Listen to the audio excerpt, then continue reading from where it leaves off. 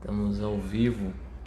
Graças e paz, queridos, boa noite. Nós estamos iniciando mais uma live, está escrito, e você já pode ir compartilhando, marcando os amigos, para que a gente possa desfrutar junto aí de um tempo de crescimento, de leitura da Bíblia.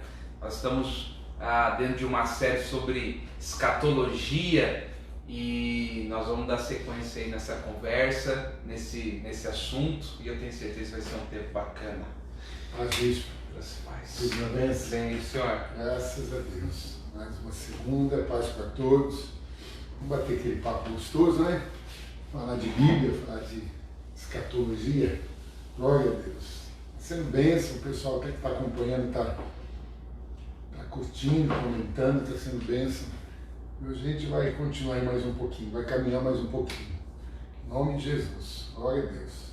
Essa semana não, hoje ainda, na aula, uma irmã veio falar sobre aquilo que o senhor comentava semana passada, sobre subir até as nuvens e das nuvens pro... E é muito interessante porque a maioria das pessoas imagina o arrebatamento de outra forma, né? Ou a volta de outra forma, por não entender a primeira, como foi, também não entende como é que vai ser.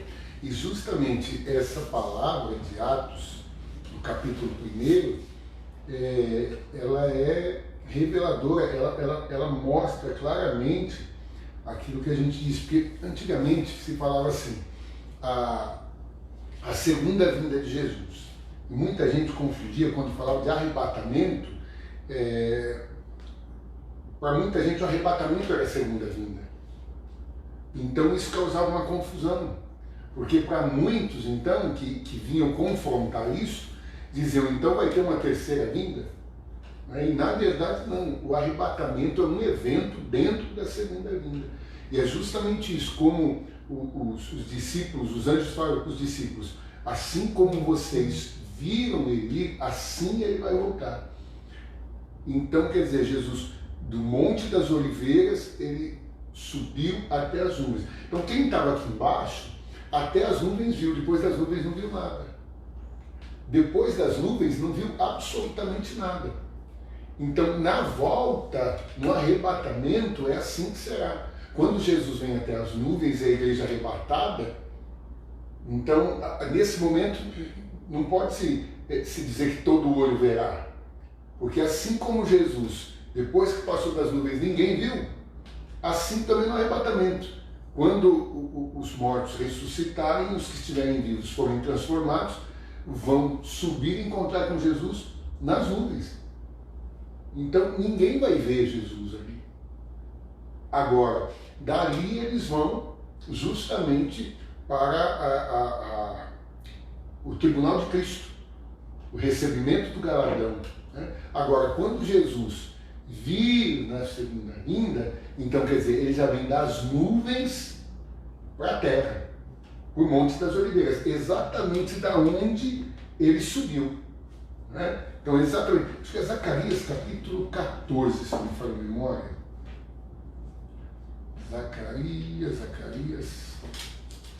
Zacarias vai falar, capítulo 14, vamos ver aqui.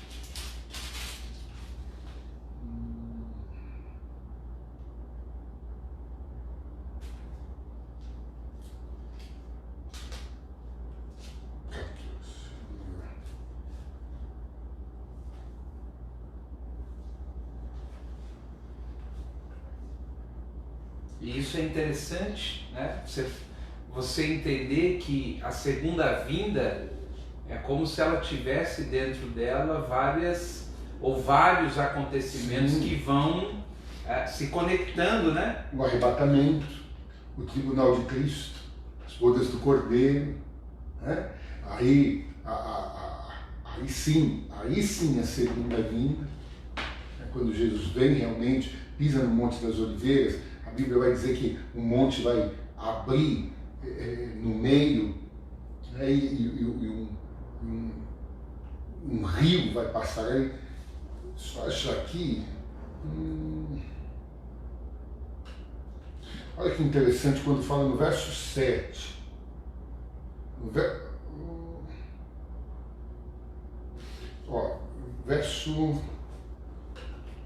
Vou ler desde o verso 1 para a gente entender. Eis que vem um dia do Senhor, em que os teus despojos se repartirão no meio de ti, porque eu ajuntarei todas as nações, olha só, porque eu ajuntarei todas as nações para a peleja contra Jerusalém, e a cidade será tomada, e as casas serão saqueadas, as mulheres forçadas, e metade da cidade sairá para o cativeiro, mas o resto do povo não será expulso da cidade. E o Senhor sairá e pelejará contra estas nações, como no dia em que pelejou, no dia da batalha. E naquele dia, olha bem, verso 4, naquele dia estarão os seus pés sobre o Monte das Oliveiras, que está de fronte de Jerusalém, para o Oriente. E o Monte das Oliveiras será fendido pelo meio, para o Oriente e para o Ocidente. E haverá um vale muito grande, e metade do monte se apartará para o norte, e outra metade dele para o sul. E fugireis pelo vale dos meus montes, porque o vale dos montes chegará até Azel. E fugireis assim como fugiste do terremoto nos dias de Uzias, rei de Judá. Então virá o Senhor meu Deus e todos os santos contigo, ó Senhor. E acontecerá naquele dia que não haverá preciosa luz, nem espessa escuridão, mas será um dia conhecido do Senhor, nem dia nem noite será, e acontecerá que no tempo da tarde haverá luz. Naquele dia também acontecerá que correrão de Jerusalém águas vivas, metade delas para o mar oriental, metade delas até o mar ocidental. No estio e no inverno sucederá isso. E o Senhor será rei sobre toda a terra. Naquele dia, um será o Senhor e um será o seu nome. Então nós estamos vendo aqui justamente a consumação da vinda de Jesus Cristo. Os seus pés estarão sobre o Monte das Oliveiras, que será fendido. Então nós estamos vendo isso. Sabe o que é interessante disso? Que eu estava vendo um site outro dia de coisas sobre Israel, Jerusalém, essas coisas todas. E interessante que há um rio que está seco, praticamente seco. E é justamente por ali que a Bíblia diz que os exércitos passarão. Então, era praticamente, alguns anos atrás, absurda essa profecia, porque era um rio e não tinha como passar. Mas ele está secando ano após ano. Então, quer dizer, a profecia bíblica vai se cumprir, né? Agora, esses pés sobre o Monte das Oliveiras é o que vai nos lembrar lá o que nós lemos semana passada, como o bispo falou, que a irmã estava comentando. No Atos capítulo 1, quando a gente pega Zacarias e vai comparar aqui com Atos capítulo 1, vai dizer aqui no verso 11, os quais lhe disseram: varões galileus, por que estáis olhando para o céu? Esse Jesus que dentre vós foi recebido em cima do céu, há de vir, assim como para o céu o viste ir. Então voltaram para Jerusalém, do monte chamado das Oliveiras, o qual está perto de Jerusalém, à distância de um caminho de um sábado. Quando a gente vê Zacarias, vai dizer justamente: naquele dia estarão seus pés sobre o Monte das Oliveiras, que está de fronte de Jerusalém, exatamente no ponto aonde os discípulos viram Jesus subir. É justamente ali que ele vai pôr os seus pés. Então é muito clara a profecia. A forma como Jesus subiu, se a gente comparar com a profecia de Zacarias, nós vamos ver o que os anjos estão dizendo. Assim como vocês o viram subir, vocês vão ver assim que ele vai vir assim. Então eles estão dizendo, nesse exato local. Ele vem aqui mesmo, nesse lugar. É muito, como que eu digo, exata. Né? É uma coisa muito, assim, perfeita. Não tem o que a gente vê mais que isso, né? Então essas profecias deixam a gente assim encantados, maravilhados de ver como que Deus é detalhista. E essa questão da profecia exata é o que faz a gente olhar para as Escrituras e ter uma paixão. Você me peraí, como é que Zacarias, né, falava de algo e de repente, por coincidência, Jesus escolhe o Monte das Oliveiras para ascender aos céus? É coincidência? A gente conversava um pouquinho antes sobre essa questão da exatidão das profecias, né? Como é que Cristo é a exatidão das profecias. E eu gosto muito quando Jesus sobe ao Monte da Transfiguração em Mateus 17 e aparece ali Moisés e Elias. A gente olha para eles e inclina muita coisa, mas é como se Deus estivesse colocando o Filho, a lei e os profetas, e dizendo assim, olha, tanto a lei quanto os profetas falavam dele. Ele é o cumprimento da lei e ele é o cumprimento das profecias, né? Tanto que os discípulos olham e falam assim, vamos construir 3 cabanas? Sim. Ele já queria adorar, vamos construir 3 cabanas? Aí Deus disse, não, você tem que escutar o Filho.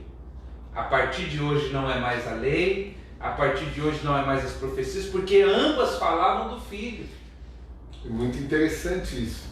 É lindo demais. Como o bispo disse, essa exatidão das profecias é que faz a gente ficar cada vez mais apaixonado pela palavra.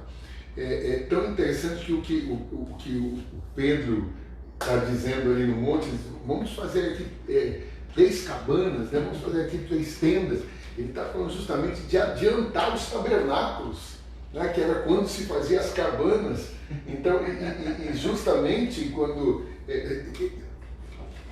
cabana ou tabernáculos, é justamente eles não entendendo que Jesus é o verdadeiro tabernáculo, tabernaculou entre nós. Né? Então aí o próprio Deus diz, é Ele que vocês têm que ouvir. Não precisa fazer 3 cabanas, não. Ele é a tenda, Ele é o lugar, Ele é a morada. É muito lindo isso, é profundo demais. Porque depois é isso que a gente fica, né? Porque a gente tem o Monte da Transfiguração e a gente tem lá Jesus, o Moisés e o Elias no Monte da Transfiguração. Mais adiante a gente vai ter o Calvário. E a gente vai ter de novo Jesus ao lado de dois. E a gente tem ali um dos ladrões que faz o papel da lei. E ele está ali dizendo, desce daí, faz alguma coisa, se salva. Mas a lei não tem capacidade para salvar. Em contrapartida, o outro está fazendo o papel das profecias. Ele está dizendo, Senhor, se o Senhor é mesmo, a gente reconhece isso, lembra-te de mim quando entrares no teu reino. Ainda hoje estarás comigo no paraíso. Ou seja, a forma como as Escrituras vão caminhando, vai trazendo essa exatidão, esse apontamento, e a gente vai criando uma paixão e dizendo, é exato. É muito.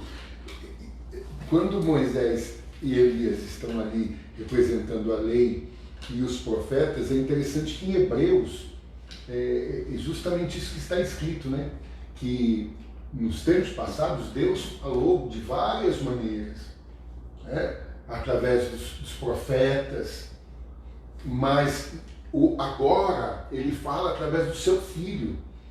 Isso já estava se cumprindo ali no Monte Tabor, no Monte da Transfiguração. Deus falando, agora é o momento de ouvir o Filho, a Ele vocês devem ouvir.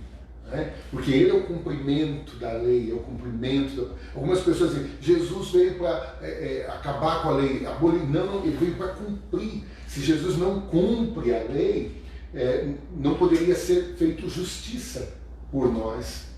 Nós estaríamos ainda perdidos se Jesus não cumprisse a lei. Sim. Mas toda a lei foi cumprida nele. Cai naquilo que nós falamos numa outra live, de que o diabo como poceiro, ele não tem direito legal, né? Mas o que acontece quando o filho vem e ele morre no Calvário? O sangue inocente foi derramado, e esse sangue inocente faz com que o diabo perca totalmente o seu espaço, porque agora Jesus pode cobrar justamente a nossa morte, porque nós estávamos condenados por causa do pecado, mas um inocente, o preço que foi pago, a gente estava falando numa outra live sobre jubileu, sobre o processo da libertação de um escravo. Então é interessante que quando para essa libertação tinha que ter sido pago todo ano daquela terra que ficou nas mãos tinha que ser pago um preço. Então quer dizer, o irmão ficou pobre, não tem como se sustentar, então eu vou lá e tomo ele como escravo, tomo as terras dele e ele passa a trabalhar para mim. E ele trabalhando para mim porque ele não tem como pagar. Eu sou dono da terra dele, eu fico com a terra dele. Mas chegou um tempo que se vem um próximo meu ou um parente meu e tem condições de me resgatar, a partir do momento que ele paga aquele preço, então a terra tem que voltar para mim. Para aquela pessoa que estava como escrava, que era justamente proprietário da terra. Só que o que acontece? Quando Adão peca, nós que somos parentes dele, né, nós estamos condenados. O diabo então se apossou daquilo que era nosso. Ele é o estrangeiro que se apossou daquilo que era nosso. E tinha que ter sido pago um preço. Enquanto esse preço não foi pago, nós não estamos livres. Mas quando Jesus vem, ele paga com a própria vida, ele paga com preço de sangue. Por isso Pedro vai dizer que nós não fomos comprados com coisas corruptíveis, como ouro, prata, mas com o precioso sangue de Cristo. O sangue de Cristo foi o pagamento. O sangue de Cristo derramado na terra faz o pagamento. Só que o que acontece? Uma vez feito o pagamento, nós teríamos que estar livres. A terra teria que estar livre. Mas o diabo, a Bíblia diz que o mundo ainda está no maligno, jaz no maligno. Então, quer dizer, Jesus volta justamente para requerer isto. Requerer a terra que o diabo não tem mais poder sobre ela. Mas, por enquanto, ele ainda fica enganando todo mundo. Né? E dizendo que é dele, como ele fez com o próprio Cristo. Se prostrar e me adorar, toda a glória desse mundo te dou, porque a mim foi dada. Quer dizer, ele não sabia que ele estava prestes a perder tudo isso. Estava diante daquele que era o remidor da terra. O remidor da terra, o Boaz do Elimeleque, né? É muito lindo isso. E é interessante, né? Não me lembro se a gente comentou aqui em uma das lives ou em outro lugar, porque quando Jesus vai para a cruz, é o grito do último Adão. É o último grito de Adão, né? Porque em todo o relacionamento de Jesus com o Pai, sempre foi eu e o Pai, eu e o Pai, eu e o Pai. Mas na cruz, pela primeira vez, ele não pode usar o termo Pai. Na cruz o Filho está lá dizendo, Deus meu, por que me desamparaste? Só que isso não é o Filho gritando. Isso é o último grito do Adão, que está solitário, que está sozinho, que está abandonado. Mas quando ele diz Deus meu, era o nosso lugar lá. Sim. Era nós gritando. Mas ele tomou o nosso lugar para que hoje a gente pudesse ter o privilégio de poder chamá-lo de Pai. E isso nos dá a condição de voltar ao estágio original do Adão para poder governar a terra. Sim, porque justamente é isso que muita gente não entende. As pessoas pensam que são duas coisas bem interessantes. Muitas pessoas descobrem agora que o homem não vai morar no céu, né? Ele vai para o céu, mas não para morar lá. É justamente no arrebatamento, quando os santos do Senhor vão para o céu estar com Cristo, justamente porque Jesus disse, olha só como é profundo quando a gente lê de novo, João capítulo 14. Talvez muita gente nunca olhou por esse lado. A gente lê João capítulo 14, mas muitas vezes a gente não entende por esse lado. Olha só quando Jesus diz: não se turbe o vosso coração, crede em Deus, crede também em mim. Na casa de meu pai há muitas moradas. Se não fosse assim, eu vos teria dito: vou preparar-vos lugar. E se eu for e vos preparar lugar, virei outra vez e vos levarei para mim mesmo. Agora veja bem: para que onde eu estiver, estejais vós também. Para que onde eu estiver, estejais vós também. Então, no arrebatamento, a igreja sobe com Cristo, a noiva sobe com Cristo, e assim estará com ele no tempo que ele ainda estará no céu.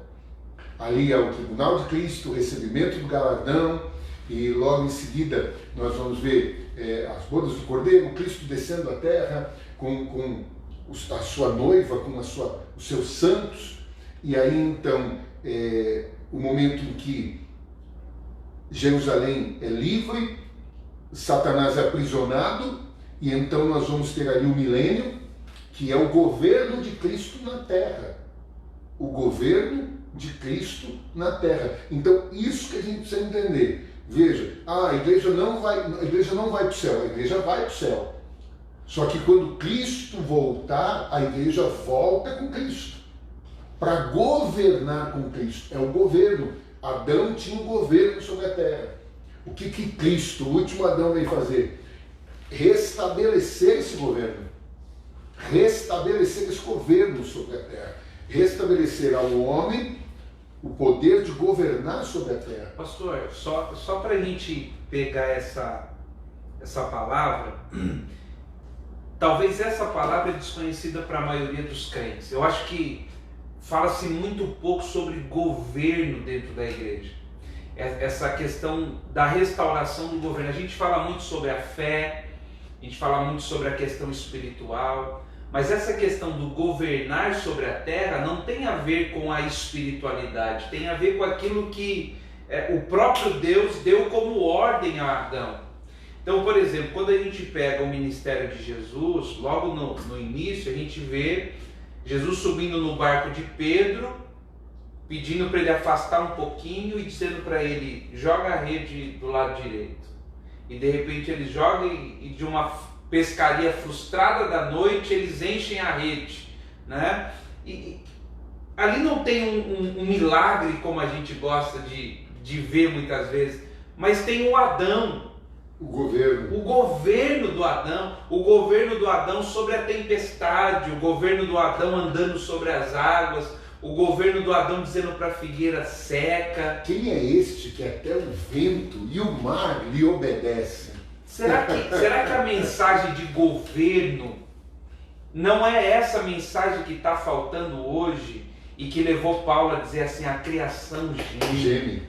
A criação geme com expectativa, com expectação pela manifestação dos filhos de Deus.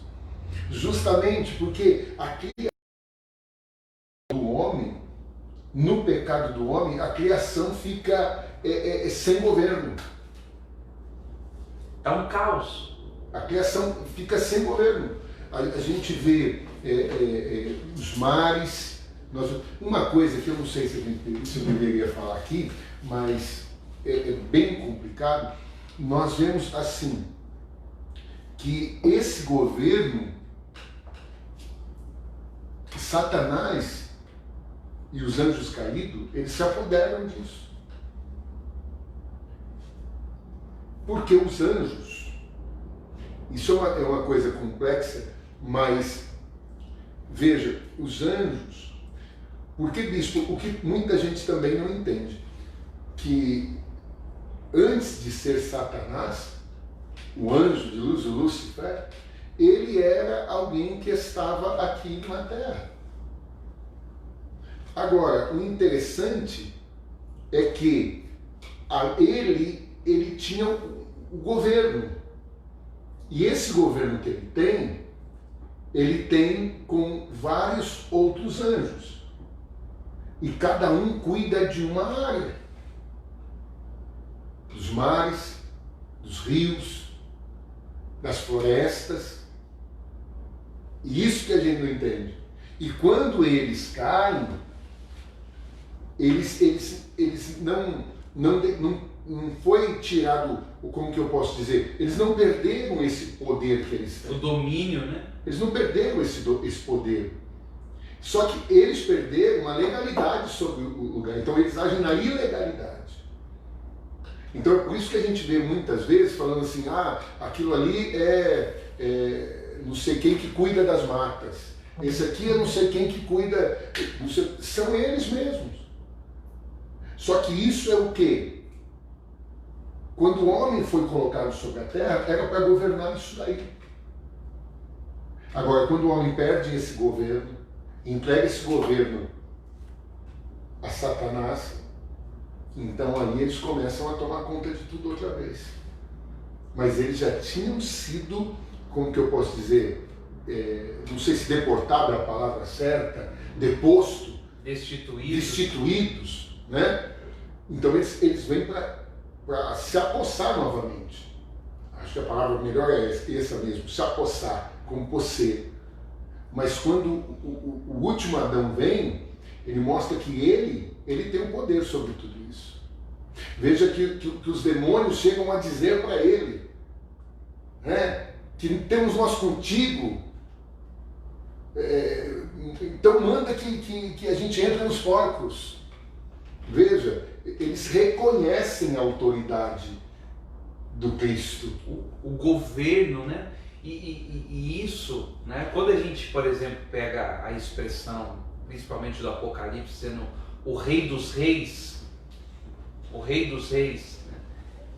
E é nesse ponto que eu toco nessa questão de governo, porque não ensinamos às pessoas o governo real que existe sobre nós. Porque nós somos um povo chamado de sacerdócio real. Nós temos autoridade de rei. Eu gosto muito da expressão Rei dos Reis no espanhol, que eles vão chamar de Rei de Reis.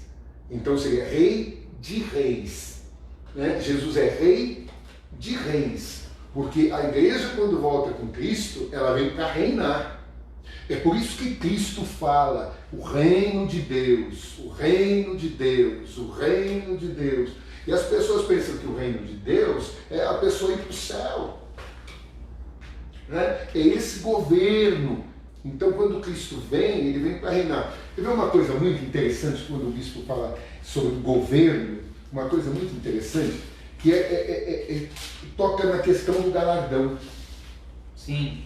Quando se fala muito de galardão, a pessoa fala, quando chegar no céu, vou receber meu galardão. Mas você sabe o que é o galardão, meu irmão? É aí que está a grande questão. O que você acha que é o galardão? O que você acha que você vai receber quando chegar no céu? Minha pedrinha na minha coroa. O que é o galardão? Então a gente precisava entender essa questão do galardão. E a gente já vinha falado ainda aqui por cima, essa separação da salvação e galardão, né? Sim. Que já são duas coisas. Sim. Porque senão a gente confunde essa questão da recompensa com a salvação. A salvação é graça, a salvação é pela fé, a salvação não é de obra. Não. Mas a boa obra, ela gera galardão. Efésios capítulo 2, se não me falha a memória, o verso 10. Verso 10. Né? Efésios capítulo 2. Cadê você, Efésios? Sumiu da minha Bíblia. Aqui. Efésios capítulo 2, verso 10. Porque somos feitura sua, criados em Cristo Jesus, para as boas obras, as quais Deus preparou para que andássemos nela. Não tem nada a ver com boa obra de, vamos falar, caridade, eu tô fazendo algo bom para alguém, minha boa ação de hoje. Não. Isso aqui a gente está falando de outra coisa. Justamente porque, olha só, porque justamente os versos anteriores vai dizer, Porque pela graça sois salvos, por meio da fé. Isso não vem de vós, é dom de Deus. Não vem de obras, para que ninguém se glorie. Então aqui está falando de obras realmente do homem. Sim. E eu penso assim, porque o texto de Paulo é bem claro que ele vai dizer assim, olha, você não é salvo pelas obras. O que é obra? Para você entender, obra é tudo aquilo que eu faço fora do meu propósito. Ou seja, é eu estar fazendo algo que não nasci para fazer, ainda que seja bom. Sim. Tem o livro do John Bevere, que é o bom, né? O bom, que a gente pensa assim, tudo o que é bom é de Deus, mas nem sempre o que é bom procede de Deus. Então ele vai trabalhar essa questão do bom ou de Deus. É bom ou de Deus? Porque tem coisa que é boa, mas não é de Deus, e tem coisa que é de Deus e não é boa. Então, aí no versículo 10 ele diz o quê? Nós somos criados em Cristo Jesus para as boas obras. Ele já acrescenta a palavra boas obras. Anteriormente ele só diz obras, porque tudo aquilo que eu faço fora do propósito, ainda que seja bom, é só obra. Mas quando eu sou devolvido ao meu propósito e faço aquilo que nasci para fazer, eu faço a boa obra, que é a obra que Deus preparou, e que é a obra que produz o galardão. Sim. Não é o fato de eu entregar uma cesta básica para o pobre que vai me gerar galardão. Deus me chamou para fazer isso. Talvez você diga assim, mas Deus chamou todo mundo para ajudar o pobre. Não. Tem pessoa que nasceu para isso. Tem pessoa que nasceu com esse propósito, nasceu com esse chamado. E se eu tentar fazer isso no lugar dela, vai ser só obra. Porque acontece que muita gente acaba fazendo isso, bispo, acaba fazendo isso e se autopromove com isso. Então cai naquilo que Cristo falou. Já recebeu sua recompensa. Já recebeu. Nós vamos ver Paulo falando isso sobre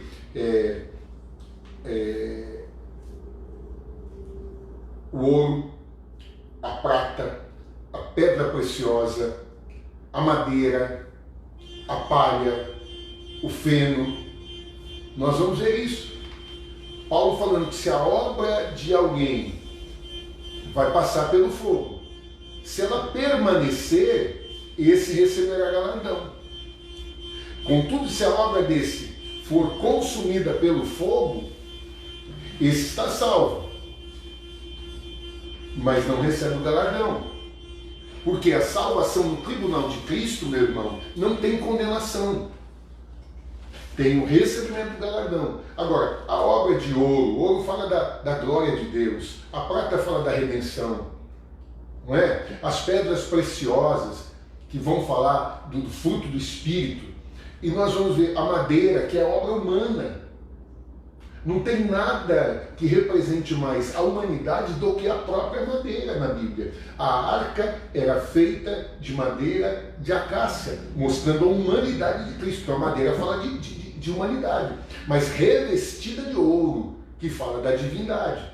Então nós vamos ver tudo isso aí. Então a madeira, que é a obra puramente humana. Nós vamos ver a palha, que é aquela coisa leve, né, que o vento sopra, são aquelas coisas de inconstância. Nós vamos ver o feno, todas essas coisas Paulo vai falar. E ele vai falar das obras que permanecem e das obras que não permanecem. O camarada vai fazer uma caridade. Ele vai fazer uma caridade, mas ele não está visando, ele não foi aquele propósito de Deus. Ele está fazendo aquilo que o outro está fazendo, porque está dando ibope, porque está chamando. Então eu vou lá, chamo meia dúzia, vou lá, entrego uma cesta básica, pego o celular aqui, faço uma selfie. Vem cá, meu irmão. Ó, segura aqui a marmitex e tira aqui. Então, meu irmão, Jesus disse, já recebeu o teu galardão. Então, o galardão, a gente vai entender. Olha só o que é, para que serve o galardão e o que é o galardão.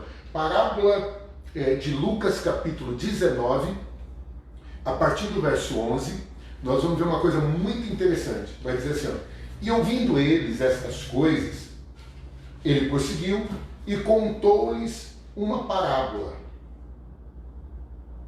Porquanto estava perto de Jerusalém, e cuidavam que logo se havia de manifestar o reino de Deus. Olha que interessante. Ele conta essa parábola porque estavam perto de Jerusalém, os discípulos estão achando assim, opa, já está perto de manifestar o reino de Deus. E eles achavam que o reino de Deus era Cristo expulsando os romanos e tomando o governo de Jerusalém. Então não tinha nada a ver com aquilo. Então Jesus vai contar essa parábola. Disse, pois, certo homem nobre partiu para uma terra remota a fim de tomar para si um reino e voltar depois. Olha que escatologia. Pura e simples. Um certo homem nobre partiu para uma terra distante a fim de tomar para si um reino e voltar depois. Por que Jesus subiu? Ele ressuscitou. E por que ele subiu? Ele subiu justamente a fim de tomar esse reino. Ele subiu a fim de tomar esse reino. Se você abre em Apocalipse, no capítulo 5, você vai ver Jesus chegando aos céus e tomando esse reino para si. Apocalipse capítulo 5. Aqui, ó. Vai estar escrito, ó. Vi na destra do que estava sentado sobre o trono um livro, escrito por dentro e por fora, selado com 7 selos. Vi um anjo forte bradando com grande voz: quem é digno de abrir o livro e desatar os seus selos? Ninguém no céu, nem na terra, nem debaixo da terra, podia abrir o livro, nem olhar para ele. Interessante. Ninguém no céu. Deus está no céu, não pode abrir o livro. Nem na terra e nem debaixo da terra. Agora, veja bem, eu chorava muito porque ninguém fora achado digno de abrir o livro, nem de ler e nem de olhar para ele, e disse-me um dos anciãos: não chores, eis aqui o leão da tribo de Judá, a raiz de Davi, que venceu para abrir o livro e desatar os seus selos. Eu olhei, e esse que estava no meio do trono e dos 4 animais viventes, e entre os anciãos, um cordeiro como que havendo sido morto. Tinha 7 pontas e 7 olhos, que são os 7 Espíritos de Deus. Ou 7 chifres, vai dizer, as 7 pontas. Os 7 Espíritos de Deus enviados por toda a terra. O que são esses 7 chifres? Chifre fala de poder. Então está dizendo justamente que Jesus disse para os discípulos: é-me dado todo o poder, na terra e no céu. Então o que Jesus está fazendo ali? Ó, a gente sabe que a raiz de Davi, o leão da tribo de Judá, é Jesus. E ele chegou ali, ele era digno de abrir o livro. Esse livro era justamente do que? O livro da posse da terra. Aleluia! Então veja bem, está escrito aqui: disse, pois, certo homem nobre partiu para uma terra distante, a fim de tomar para si um reino e voltar depois. Depois que Jesus toma o reino, e aí ele vai voltar. Então aqui é muito, muito importante. Agora vamos lá. Vai dizer: chamando 10 servos seus, deu-lhes 10 minas. E disse-lhes: negociai até que eu venha. A gente está nesse tempo. Esses servos são justamente os seus discípulos, os discípulos de Cristo. Ele lhes deu essas minas, esses talentos, e disse: negociai até que eu venha. Irmão, nós estamos esperando a volta de Cristo, e muita gente está dentro da igreja, sentado ali, confortavelmente, apenas dizendo assim: ah, Jesus, volta logo. Mas ele voltar, e o que você fez com aquilo que ele te deu? Negociou? Negociar, irmão, fala de usar isso para multiplicar.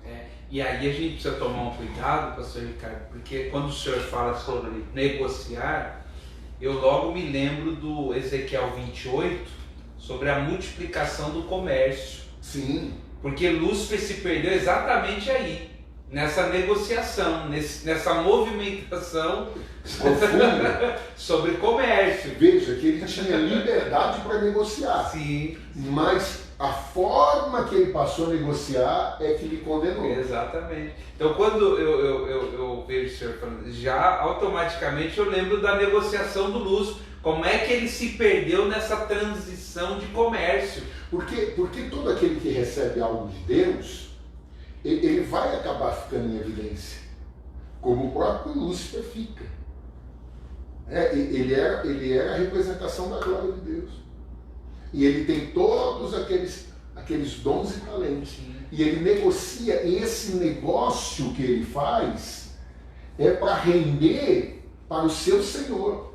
Quando esse negócio que ele faz, ele traz para render para ele, é aí que a coisa complicou. Porque tem muita gente que pensa que o primeiro pecado de Lúcifer é o orgulho, o primeiro pecado de Lúcifer é a soberba. O primeiro pecado de Lúcifer é a negociação da forma errada, né? Ele deixa de negociar para Deus e passa a negociar para si. Toma aquilo que é de Deus para si. Na imersão do tabernáculo, o bispo ainda comentou sobre isso. Né? O bispo comentou sobre o que era adoração. Fala de novo, bispo, sobre o que era adoração. A gente pensa hoje que adoração é a música que a gente canta, né? Então a gente confunde adoração com música, mas na verdade a adoração é a movimentação do negócio. Então toda vez que eu me movimento com um negócio que eu recebi para a glória dele, é adoração.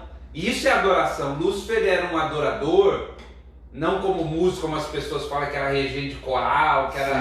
Lúcifer era um adorador porque ele negociava as coisas de Deus. Então, para Deus, né? Esse movimento de negócio recebe o nome de adoração. Então todas as vezes que você se movimenta para Deus, para a glória de Deus, a gente dá o nome disso de adoração. Não o tempo que você passa cantando louvor, né? Aquilo que você faz com o que Deus te deu, que rende glória a Deus, aí é adoração. Então uma pessoa pode muito bem estar lá no trabalho e ela não está cantando, ela está no trabalho. Mas a forma como ela trabalha rende glórias a Deus, então isso é adoração. Isso é adoração. Adoração é a maneira como você chega no horário do seu trabalho, é um funcionário exemplar. Isso é adoração. Glorifica a Deus, né? Porque vai olhar e vai dizer assim, esse funcionário é diferente dos demais. Por que é diferente? Você vai ter a oportunidade de honrar Deus. Porque ele serve aos homens como serve a Deus. É o que a Bíblia diz. Agora, a gente vive uma vida desonrando a Deus durante a semana e acha que a adoração é a música que a gente vai cantar no domingo, né? E aí, por isso que eu me lembro disso, porque se a gente recebeu isso, tem essa movimentação de negócio, e essa é a palavra, é a movimentação de negócio. Esses dias a gente comentava, assim, tem muitas coisas nas escrituras que não é espiritual. Embaixador não é um papel espiritual, é um papel político. A gente está diante de uma outra passagem que me está dando um papel de negociador, isso não é espiritual. É um papel de fazer negócio. E as pessoas espiritualizam muito. E a gente vai perdendo a autoridade sobre a terra porque a gente acha que é aquilo que a gente faz na igreja. Fora é a vida secular. Sim, é aquilo que a gente faz na terra. Porque os céus pertencem ao Senhor, mas a terra Ele deu aos filhos dos homens. É aquilo que a gente faz no nosso dia a dia, é a forma como a gente forma a nossa família, é a forma como é a nossa vida em família, é a forma como se cria os filhos. Isso é interessante porque o dia que a gente passar a enxergar a igreja e a família como ambientes diferentes, a gente tem um problema. Sim. Igreja e família precisa ser a mesma coisa. Aquela velha máxima então vale, né? Se a família é forte, a igreja é forte. Porque a igreja começa com a família.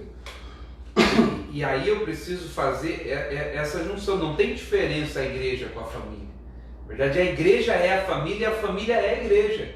Assim como não existe vida secular. Como é que um cristão pode dizer que não, agora eu tenho a minha vida secular, depois eu tenho a minha vida religiosa? Não, é tudo uma mesma coisa. Porque é nessa movimentação que a gente vai realizar o ato de adoração. Sim. Então, quando o senhor leu aqui sobre esse negociar, eu acredito que é exatamente esse ponto que a gente está perdendo. Imagina quando uma pessoa recebe de Deus, e aqui eu estou falando de chamado, estou falando de pessoas que são oportunistas, mas pessoas que recebem um chamado para exercer o ministério na política. E ele recebeu esse chamado. Mas de repente ele entra dentro de uma Câmara de Vereadores, de uma Câmara de Deputados, e na movimentação ele se perde. Deus confia talento numa pessoa, dá autoridade, dá nome. Coloca a pessoa.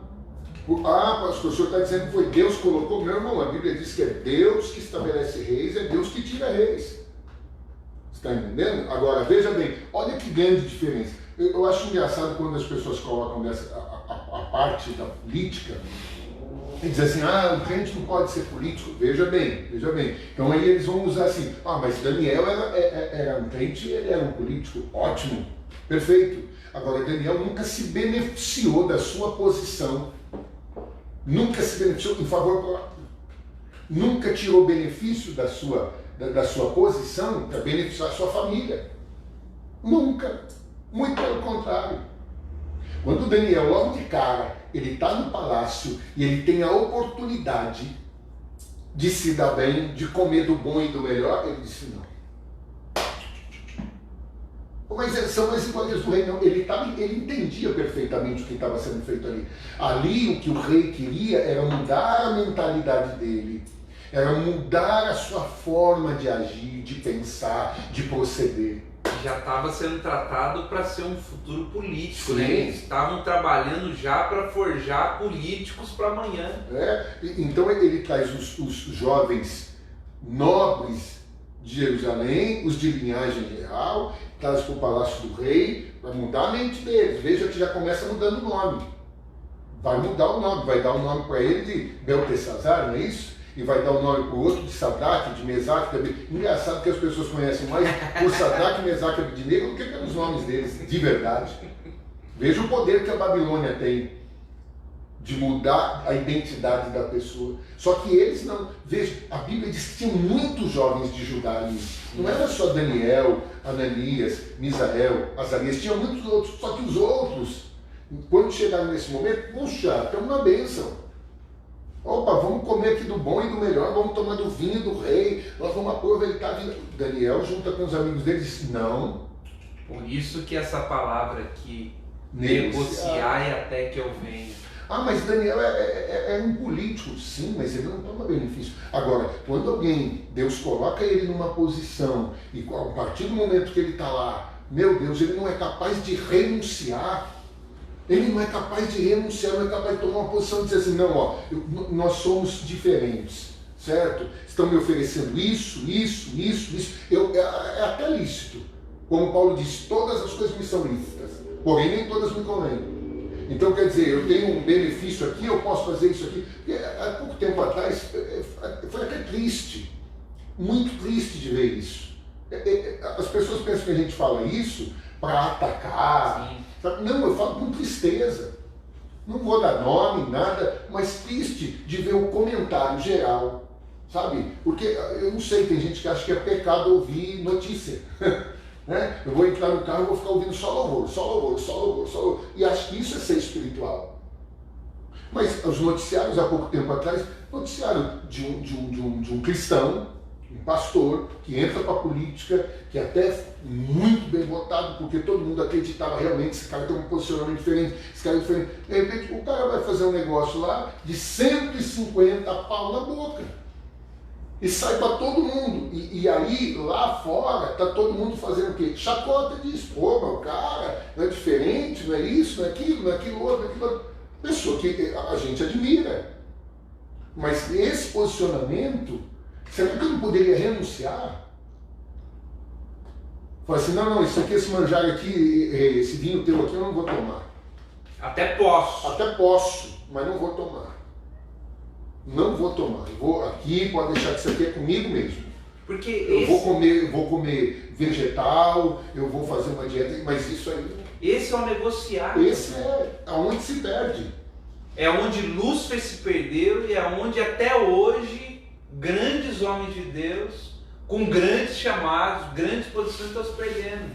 O já falecido, saudoso pastor David Wilkerson, uma mensagem dele muito linda, tremenda, que ele dizia assim, coisas boas que deixam as pessoas fora do céu.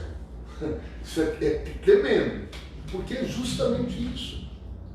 É aquele negócio, agora Deus me pôs na bênção. Eu preciso parar para pensar. Eu preciso parar para... Será que Deus não pôs ali justamente para que Daniel fosse diferente? Não tem, irmão, veja bem, não tem ninguém numa posição tão alta que faça tanta diferença em vários reinados como Daniel. No reinado de Nabucodonosor, no reinado do filho de Nabucodonosor, no reinado de Dário, Daniel vai fazendo a diferença. Os reis vão passando e Daniel vai permanecendo, e todos eles vão vendo que Daniel é um homem de Deus. O próprio Nabucodonosor, ele declara isso, que não tem Deus como Deus de Daniel. É profundo isso. Imagina a gente pegando aqui, Daniel poderia ter usado da posição política que tinha, da afeição que tinha com o rei, para poder negociar, para escapar da cova. Sim. E eu tenho certeza que teria um jeitinho. Teria, porque vê que o rei nem dorme nisso. O rei não dorme. O rei não dorme, o rei não quer comer, o rei não quer beber. Por causa de Daniel, tem gente que fala que os leões jejuaram. Irmão, quem jejuou foi o rei. Ele pode ler a Bíblia. Quem jejuou foi o rei. Ele não quer comer, ele não quer beber. Quando mal amanhece o dia, ele vai direto lá. Daniel, porventura Deus a quem tu serves continuamente poderá ter te livrado da boca dos leões? E Daniel fala assim, vive, ó rei. Porque meu Deus viu que eu sou inocente, Daniel está falando. Então isso é profundo. Agora imagina se nós tivéssemos Daniéis, tantos Daniéis, na política hoje. Seria diferente. Já pensou? Não, seria diferente. Imagina o que os reis, os presidentes não iam dizer, rapaz. O presidente pode até continuar com aquela vida dele, mas quando o Daniel chegasse o rei ia falar, opa, esse cara é diferente. Gente, para tudo aí. Não, vamos escutar Daniel. Vamos escutar o que Daniel tem para dizer. Tem um espírito excelente nele. Quando aparece a mão escrevendo lá e trazendo uma sentença, o que a mãe vai dizer? Ó, o reinado do teu pai, de um homem aqui, é bom você ouvir ele. É isso que a gente precisa pegar, né, sobre a questão do negociar. É triste isso, porque a gente vê hoje até dentro da igreja a forma como se negocia. Exato. Esses tempos atrás, por incrível que pareça, a gente recebeu essas notícias sobre negociação de igrejas. Então eu compro a sua igreja, você vende a igreja, sabe? A negociação, eu tiro você do seu ministério e pago para você ficar aqui. Já ouvi a expressão compro de porteira fechada, que é isso, gente. Exato. A questão eu volto aqui porque a gente estava lendo aqui Lucas 19, né, sobre a parábola dos 10 servos. É exatamente isso. Foi-lhe confiado algo para que ele negociasse, e nessa negociação ele se perdeu. Numa outra passagem, Jesus vai falar justamente sobre aquele senhor que vai para uma terra distante, e quando ele volta, ele diz assim, bem-aventurado o servo que quando ele voltar, acha ele fiel, porque ele não ficou espancando aqueles que estavam sob a sua confiança, que o seu senhor colocou debaixo do seu governo, né? Não espancou, não tratou mal. Essa é a questão. Então a gente precisa tomar cuidado. Abraham Lincoln dizia, dá poder para o homem e você vai descobrir quem ele é. E isso a gente vê muito. Hoje é uma... Irmão, prestem atenção, não estou falando assim que eu não acredito que não possa se ter apóstolos hoje. Não. Agora veja, há uma febre. Há uma febre. Hoje todo mundo está virando apóstolo. Então veja que não se entende como um encargo, não. Se entende como um título, como uma posição. Olha, eu sou apóstolo hoje, então está todo mundo debaixo de mim. Essa semana eu estava passando o feed de notícia e aí eu me deparei com uma chamada. E aí me chamou a atenção. Pastores, bispos, apóstolos, consagração. E eu parei para ver o vídeo. E aí tinha um senhor já fazendo uma chamada, dizendo, olha, no dia tal nós vamos estar realizando um evento nacional para ungir pastores, bispos, apóstolos. Você entra no link e faz... E o link é uma chamada para um site de pagamento. Então a questão não é chamado.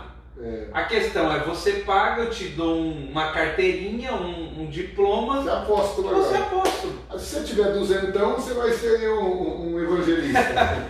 Se você tiver 500, talvez aí dá para você ser um pastorzinho. Agora, se você tiver aí mais uns 1000, você passa de bispo. Agora de 10 mil para cima, você vai ser apóstolo. Rapaz, que mundo que a gente chega. É a negociação. É a negociação, bicho. É a forma como estão negociando. Não é um chamado. É o que eu estou falando. Não estou falando que eu não acredito. Que haja apóstolos, bispos. Mas isso é uma questão de chamado. É uma questão de chamado. Sim. Agora, meu irmão, essa questão da negociação é bonito.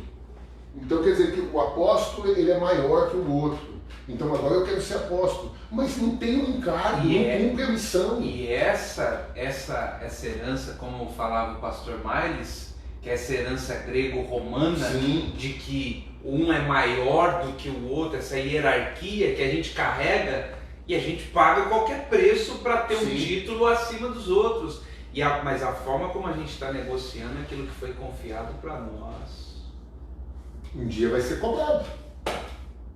Um dia vai ser cobrado. Porque ele virá. Sim. Ele virá.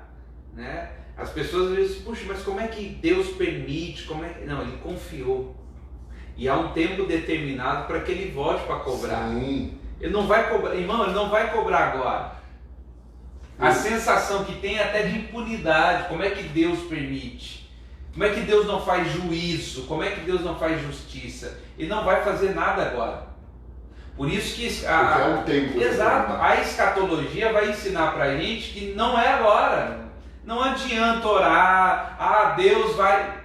Presta atenção, há um tempo determinado. E isso é importante, porque pode ser que tenha muita gente boa aí, fazendo a obra e se sentindo desmerecido. Porque eu faço há tanto tempo, eu estou fazendo... E a gente ouve muito isso. Eu fiz tanta coisa, não valeu de nada. Lógico que valeu. Quem disse que não valeu? Não chegou a hora. E fulano lá faz isso, faz aquilo outro. Irmão, não somos nós que vamos julgar. Vai chegar o dia que o justo juiz... Por isso que Paulo diz que todos devemos comparecer perante o tribunal de Cristo. Todos devemos comparecer perante o tribunal de Cristo. Sim. O nosso papel aqui é só dar luz. Sim. Não é acusar, não é dar luz ao entendimento ainda. Não é nem dar luz à situação, é dar luz ao entendimento, para que você possa então... O grande problema é que a palavra profeta se perdeu ao longo desse tempo. O profeta é o cara que revela, o profeta é o cara que fala o número do RG, o profeta é o cara que fala que Deus vai te dar a bênção, o profeta é o cara que fala pega a chave aqui, está aqui a chave. Esse é o profeta. Se esqueceu que o profeta é aquele que também denuncia. O profeta é aquele que chega para Saul justo na hora que Saul fez o que não devia fazer. O profeta é aquele que, mesmo sabendo que o Davi é rei, tem todo o poder, ele vai falar assim, esse cara é você, Davi. Esse é o profeta. Esse é o profeta que chega lá quando tem 400 dizendo para Acabe, vai que a vitória é tua, pode ir para a guerra que você vence. Chega o Micaías e diz assim, eu via Israel disperso como ovelha que não tem pastor. Esse é o profeta. E o profeta é aquele que vai descer na casa do Jessé, e o Jessé está tremendo na base, e ele está dizendo assim, é de paz a tua vinda?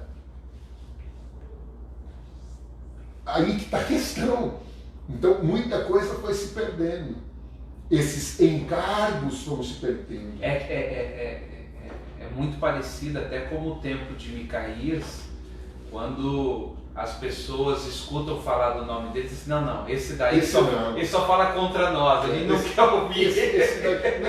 O Josafá está dizendo, não tem aqui algum profeta do Senhor?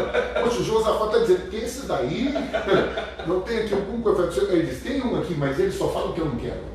Aí eu não quero ouvir, esse daí não convida ele para a conferência, porque ele vai estragar a festa.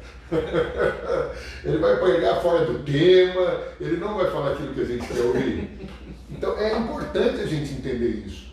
E quando está dizendo aqui, ó, negociar até que eu venha, mas os seus concidadãos aborreciam-no e mandaram após ele embaixadores dizendo, não queremos que este reine sobre nós. Preste atenção, ele estava perto de Jerusalém, os discípulos cuidavam que havia de se manifestar o reino de Deus. Os seus concidadãos mandaram embaixadores dizendo, não queremos que esse reine sobre nós. É justamente a elite religiosa judaica dizendo, não queremos que este reine sobre nós. O Pilatos manda colocar lá na cruz, lá Jesus de Nazaré, rei dos judeus. E a elite religiosa diz, tira isso daí, porque ele não vai reinar sobre nós. Veja que interessante, com uma palavra tão clara, e aconteceu que voltando ele, depois de ter tomado o reino, olha o tempo já lá na frente, disse que lhe chamassem aqueles servos a quem tinha dado o dinheiro, para saber o que cada um tinha ganhado negociando. E veio o primeiro dizendo, Senhor, a tua mina rendeu 10 minas. E ele lhe disse, bem está, servo bom, porque no mínimo foste fiel, sobre 10 cidades terás autoridade. Deu para entender? Ora, peraí, bom servo, fiel, foste fiel no pouco, sobre muito eu vou te colocar. A gente pega essa parte. E a gente fica achando que sobre muito é prosperidade, é riqueza, é carro. Não, irmão, o galardão está aqui, ó. Sobre 10 cidades terás autoridade. Quando Cristo voltar à terra com os seus santos, ele volta para reinar. E esses santos que foram fiéis, que negociaram com fidelidade, não quiseram a glória para si, não amaram mais a glória dos homens, esses vão reinar com Cristo. Será um reino de reinos. Rei de reis. Nós vamos governar com Cristo. E aí eu quero saber, com quantas cidades você terá autoridade? Você vai ter que cuidar daquilo que é do mestre. Olha que privilégio. Jesus dizer assim, você não vai ser ungido pelo fulano, pelo ciclano, não. Vai ser Cristo que vai falar, ó, esse aqui tem autoridade sobre aquelas 10 cidades. Esse aqui tem autoridade sobre 5 cidades, porque está aqui o próximo. Veio o segundo dizendo, Senhor, a tua mina rendeu 5 minas. A este disse também, se tu também sobre 5 cidades. Mas vai ter aquele que vai chegar dizendo. Vê, ó, o galardão é proporcional ao trabalho. Sim. Só para você entender, é 10 cidades. É 5. Galardão proporcional ao trabalho. Isso não é salvação. Vamos deixar de... Sim. Não é salvação, isso é galardão. A fidelidade com que a pessoa negocia com aquilo que Deus lhe deu. Então, veja, veio o outro dizendo, Senhor, aqui está a tua mina, que guardei no lenço, o que tive medo de ti, que és homem rigoroso, que tomas o que não puseste, colhes o que não semeias. Porém, ele lhe disse, mau servo, pela tua boca te julgarei. Sabias que eu sou homem rigoroso, que tomo o que não pus e colho o que não semeio? Por que não colocou esse meu dinheiro no banco para que eu vindo o exigisse com juros? E disse aos que estavam com ele, tirai-lhe a mina e dai ao que tem 10 minas. E disseram-lhe eles, Senhor, ele já tem 10 minas. Pois eu vos digo que a qualquer que tiver, ser-lhe-á dado, mas ao que não tiver, até o que tem lhe será tirado. Terrível, não? Agora veja. Por que não colocou isso no banco? Para que quando eu viesse exigisse com juros? Então não tem desculpa nisso. Não tem desculpa. Aí a gente precisa entender, tem gente que foi chamada, pregar o Evangelho é uma coisa, todos pregam. A gente tem que falar do Evangelho em todo o tempo, em tempo fora de tempo. Agora tem os chamados específicos. Sim. Agora eu não tenho um chamado específico, mas eu recebi um talento. O meu talento é de ser um empresário. Meu talento, eu tenho um dom tremendo, que eu pego uma empresinha aqui que está quebrada, eu vou lá e transformo ela e dou emprego para não sei quantas pessoas e isso prospera. Por que que eu não invisto no reino? Porque eu não sou pastor da igreja, eu não invisto. Ou então, quando Deus chega na igreja quebrado, chega na igreja falido, destruído, família quebrada, bom, começo a ouvir a palavra do reino. Então isso me desperta. Alguém mostrou o meu destino. Alguém mostrou o meu destino. Mas eu não quero cumprir esse destino. Porque eu vou ficar dando dinheiro para pastor? Vou ficar sustentando isso? Vou ficar mandando dinheiro? Não. Eu vou abrir a minha igreja. Não foi esse o chamado. Então quer dizer, negociar aquilo que ele me deu. Eu poderia estar investindo na obra. E tem muita gente que vai se assustar, vai falar, puxa vida, mas aquele cara lá na igreja, lá, ele é meio pacato, né? Ele não vê nada, mas não sabe como o cara investe no reino.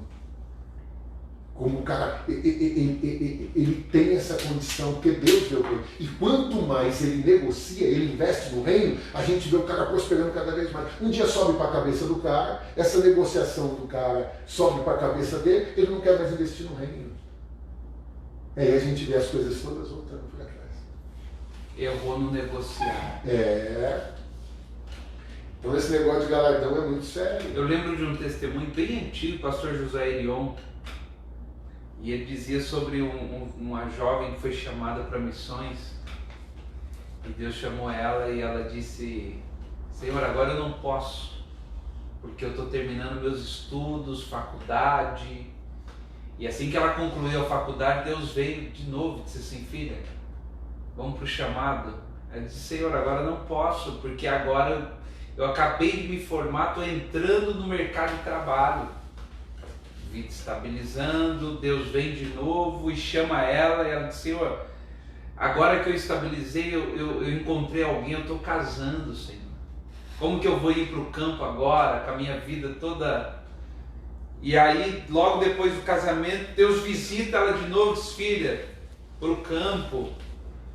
E ela fala, Senhor, eu estou grávida agora. Não tem como, engravidei, criança, como é que criança vai para o campo, fazer tudo aquilo? Espera o menino crescer, fazer tudo que tinha que fazer, Deus visita ela de novo. E aí ela diz, Senhor, eu não posso, porque agora eu sou avó. Tem que cuidar do neto, tem que fazer um monte de coisa, enfim. Um dia ela já idosa, o pastor Josué conta que alguém bateu na porta da casa dela. E disse para ela, foi lá abrir a porta, quando ela abriu, tinha um senhor. Disse, olha, eu estou vindo aqui porque Deus me mandou para lhe dizer que o sangue de 1 milhão de argentinos está sobre os seus ombros. Meu Deus. Virou as costas e assim que ele virou, ela caiu e morreu. Mas ele foi lá para dizer, o sangue de tantas pessoas caiu sobre os seus ombros. Porque a gente vai negociando com Deus. Senhor, agora não. E a ideia que a gente tem, é a falsa sensação do Jonas. De que a gente pode desviar de Deus. Que a gente pode fugir do plano de Deus. Por pior que seja a tempestade que a gente enfrente, a sensação é que a gente pode conseguir fugir. Não, deixa esse negócio pra lá. Isso aí não me pega mais, isso aí não é pra mim. Deixa pra lá. Só que o que a gente não entende é que não dá pra escapar. Não dá. É aquela velha história da pessoa que chega e diz assim, já se frustrou tantas vezes, diz assim, eu quero sentar no último banco da igreja, ou na igreja onde ninguém me conhece, estou sentado lá no último banco da igreja, eu não quero saber de nada. Até parece. Né?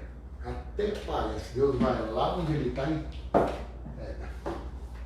Então eu costumo dizer assim, cara, se Deus tem uma obra na tua vida e você não quer cumprir essa obra, nem vai na igreja. Não, vai ser minha última noite. Ixi, eu conheço um monte de gente que era a última e está até hoje. Você não está aqui no último banco. Deus pega. Porque assim como Deus falou com Jonas, segunda vez veio a palavra a Jonas. É assim Deus conosco. Tem um vídeo, não sei se é no YouTube, muito interessante, muito parecido com isso que o bispo fala, do Josué Erion. Mostrando, eu vou tentar achar, vou tentar repostar aí. E fala com um camarada lá, chama ele, fala assim, contabilista fulano de tal. Ele disse, não, senhor, eu não sou contabilista, eu sou pastor. Ele disse, não, mas eu não te chamei para ser pastor. Como pastor, quantas pessoas você alcançou? Agora, como contabilista, quantas igrejas você poderia ter ajudado? Quantas pessoas? Olha, você ia ajudar não sei quem, que ia não sei o que, ia alcançar tantas pessoas e tal. Então a gente vai vendo tudo aquilo lá. Isso é a boa obra. É a boa obra. É você fazer aquilo que nasceu para fazer. Que Deus chamou para fazer. Propósito. Então a gente vê que isso tudo é escatológico, porque a escatologia ela esclarece para nós qual é a nossa missão. A pessoa fala, mas escatologia é só saber sobre o tempo do fim, eu vou subir, eu vou ficar, vai ter arrebatamento, não vai ter arrebatamento, como é que vai ser na tribulação? Tem gente que fica desesperada para saber como vai ser na tribulação, parece que quer passar a tribulação. Como vai ser na tribulação? Vai cair bomba do céu? Do céu vai ser... Cara, eu não quero nem saber como vai ser. Está aqui, está escrito, então dá para a gente saber. Mas rapaz... Eita. E depois, bispo, quando Jesus vai soltar Satanás de novo, rapaz, o importante é saber que Cristo está no controle de tudo. Glória a Deus. E a partir disto é saber, opa, eu tenho um chamado. Mas eu não sei cantar, bispo, eu não sei pregar, pastor, eu não sei. Talvez o seu chamado é criar os seus filhos debaixo da vontade de Deus, ensinar o caminho do Senhor, um dia esse menino ser um evangelista, um pregador da palavra e ganhar multidões para Cristo. Uma vez um pregador muito famoso, daqui do Brasil, né, arrebanha multidões por onde passa, alguém fez uma pergunta interessante, disse assim, rapaz, você já pensou, quem é o pastor desse cara? Esse cara, alguém falou assim, meu Deus, esse cara vai ter muito galardão no céu, não vai? Aí alguém disse assim, e o pastor dele? Talvez o pastor dele não pregou para tanta gente como ele pregou, mas cuidou dele, instruiu ele, ensinou ele, e através dele alcançou multidões. Igual aquelas parteiras no Egito. Já pensou? As parteiras no Egito. As pessoas falam da Joquebede, falam da Miriam e esquecem das parteiras. Mas a Bíblia diz que Deus deu uma promessa para aquelas parteiras. Porque elas cumpriram o propósito delas. O destino delas se cumpriu. É o Saul vendo Davi vitorioso, mas dizendo, quem é o pai desse menino? Né? Profundo. Tem que saber quem é o pai. Ele é bom, mas para ter sido bom, deve ter tido um pai. Queridos, ó, 00:30. Glória.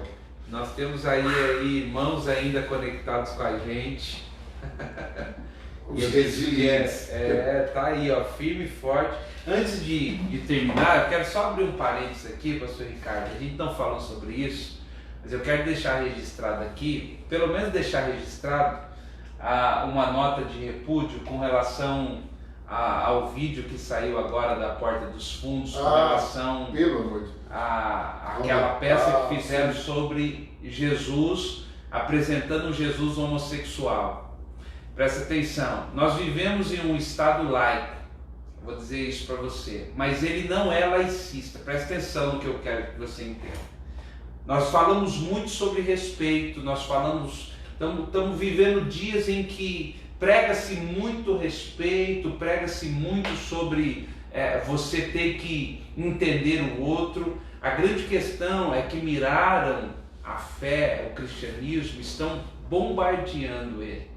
Então eu quero deixar registrado aqui essa nota de repúdio e dizer que isso é um ataque grosseiro, e não digo isso como forma de ataque, não digo isso como agressão, até porque Cristo não precisa de defensores, até porque Deus não precisa que alguém se levante para defendê-lo, é capaz de se defender sozinho. Mas eu quero deixar como marco uma nota de repúdio dizendo que isso verdadeiramente viola, pastor Ricardo, direitos constitucionais, viola direitos religiosos que verdadeiramente representa a grande maioria da nação brasileira. Mais de 80% da nação brasileira é cristã, e que esse vídeo viola a fé e viola direitos que essas pessoas possuem. Então eu só quero deixar isso registrado para dizer, isso é um ataque assim, terrível, Baixo. grosseiro, baixo, contra a fé da maioria dos cristãos, não só do Brasil, eu digo do Brasil como uma grande porcentagem, mas espalhados pelo mundo. Eu posso ter o direito de não crer em alguma coisa. Eu posso ter o direito de não crer em alguma coisa. Mas até quando eu vou falar sobre aquilo que eu não creio, eu preciso ter o cuidado de ter o respeito. Porque a pessoa quer respeito, a pessoa quer sabe? Agora, eu vou colocar agora uma pimenta nessa nota de repúdio, e eu vou fazer a minha nota de repúdio aos crentes, os cristãos, que muitas vezes isso que eles vão fazer agora, né, a gente vai abominar. Mas depois um monte de gente que dá moral para esses caras e vai lá no YouTube para assistir vídeo desses caras, porque eles estão fazendo brincadeira com outras coisas. Sabe? Quando eles brincam com outras coisas, a gente vai lá e vê, não, eu não quero ver nada deles, absolutamente nada. Nada, né? E isso que o bispo falou, imagina a porcentagem de cristãos que tem no Brasil. Se todos eles fizessem simplesmente o seguinte, não vejo mais esse cara, não quero mais saber disso, não quero mais saber disso. Imagina, que ibope esses caras iam ter. Nós temos esse poder nas mãos, cara. Você pode chegar e falar assim, cara, isso aqui eu não quero mais ver, isso aqui não entra mais na minha casa, isso aqui no meu celular é bloqueado. Acabou. Porque vira e mexe, eles vão aparecer com essas coisas. Porque é natural deles. Não é a primeira vez. Não é a primeira vez. Não é. É que dessa vez ultrapassou, mas não é a primeira vez. Você pode orar, porque eles não acreditam, mas a gente pode orar por eles. Deus tenha misericórdia. Porque um dia também eu zombava. E Cristo me alcançou. Então eu penso, misericórdia de uma vida dessa. Mas veja bem, eu não posso compactuar com isso. Agora, como é que eu compactuo? Cara, quando eu abro meu YouTube e vou ver lá um vídeo dos caras. Simplesmente. Porque eles não estão... Vou te falar uma coisa, pode parecer até radical, mas eu estou assistindo alguma coisa lá na minha televisão. Tá lá, assistindo o negócio lá. O cara começou a fazer uma piadinha, começou a brincar em nome de Jesus, começa a brincar com... Cara, eu simplesmente toco de canal. Aquilo ali para mim já não serve mais. É radical. Não, meu irmão, é simplesmente o seguinte, as pessoas precisam aprender a respeitar. Agora, o camarada quer que tenha respeito com quem é do candomblé. Respeito. A pessoa quer que tenha respeito com o homossexualismo. Trans, respeito. Agora, as pessoas não querem ter respeito com o que é dos outros. E aí eu quero exigir respeito. E justamente é isso. Quando é do outro lado, exige. Que é uma imposição. Não, cara, simplesmente como isso falou, cara, nós estamos repudiando isso. Isso para nós não é legal. E não é legal nem para eles, cara. Cai mal demais. Mas parece que tem gente que gosta de chamar atenção pelo que é ruim. Porque apesar de ser ainda algo não 100% sobre todos, mas o Natal ainda é uma data considerada cristã. Apesar de ter pessoas que não veem dessa forma, mas o Natal ainda é considerado uma data. Eles esperam exatamente o momento propício para lançar próximo da maior data do cristianismo, um filme sobre Jesus, tendo como quadro principal a ceia e usando todos os personagens principais da vida de Jesus totalmente distorcido. Ou seja, isso, como o senhor disse, é baixo demais. Baixo, muito baixo. É violento. Né? É baixo, eles falam que isso é humor, eu chamo isso de um péssimo gosto, eu chamo isso de... Eu não consigo rir de nada do que os caras fazem, simplesmente. E vou abrir um outro parênteses, dentro do parênteses que já abri aqui, não sei se vou fechar os dois, mas vou abrir outro. A gente também precisa parar e repensar os nossos stand-ups chamados gospel. Perfeito, não, por favor. Essa moral que se dá, você está entendendo? Eu simplesmente acho ridículo. Ridículo. Pô, é uma posição minha, você pode até gostar, mas eu acho ridículo. Pessoas zombando com o Espírito Santo, brincando de falar em línguas, tirando sarro. Sabe por que antigamente os jovens eram batizados com o Espírito Santo? Isso. Saíam para a rua, oravam pelas pessoas. Hoje tem jovem que dentro da igreja, quando vê alguém falando em línguas, fica meio assim. Mas por quê? Porque alguém zombando disso, tirando sarro disso. Falando que isso é estanque, isso é aquilo. E a pessoa vai colocando na cabeça. A gente não percebe como isso é danoso. Que desserviço isto é para o Evangelho. Destruído. Então, se a gente quer de alguma forma repudiar algo fora, a gente precisa repensar dentro primeiro. E a gente, para repensar, a gente precisa ver isso que a gente chama de stand-up gospel, né? Porque isso foi uma abertura. A gente mesmo começou a zombar de nós. Então, se a gente mesmo das coisas que acontecem zomba, como é que a gente vai ter autoridade para falar dos de fora? Ah, mas é porque a gente convive, é uma coisa que não tem nada a ver. Não, isso é sério demais. A gente está pegando coisas espirituais e transformando ela em motivos de piada. Isso é o que a gente vai chamar de escárnio. Escárnio. Né? E isso não tem nenhuma diferença com o que estão fazendo aí agora. A única diferença é que eles dizem que não acreditam, e a gente que acredita, a gente escarnece do mesmo jeito. Então vamos repensar sobre isso. Fica registrado aqui a minha, né? O pastor já colocou a dele também, então a nossa nota de repúdio com relação a esse acontecimento específico, com relação a esse grupo chamado Porta dos Fundos. Mas que Deus tenha misericórdia deles. E fica aqui o nosso agradecimento para todo mundo que está conectado com a gente. Ainda tem gente conectada aqui com a gente, quase 1h da manhã. Jesus. Né? Que Deus abençoe a sua vida, a sua semana. E semana que vem a gente está junto. Em nome de Jesus. Fiquem na paz. Bispo, Deus abençoe. Shalom, queridos.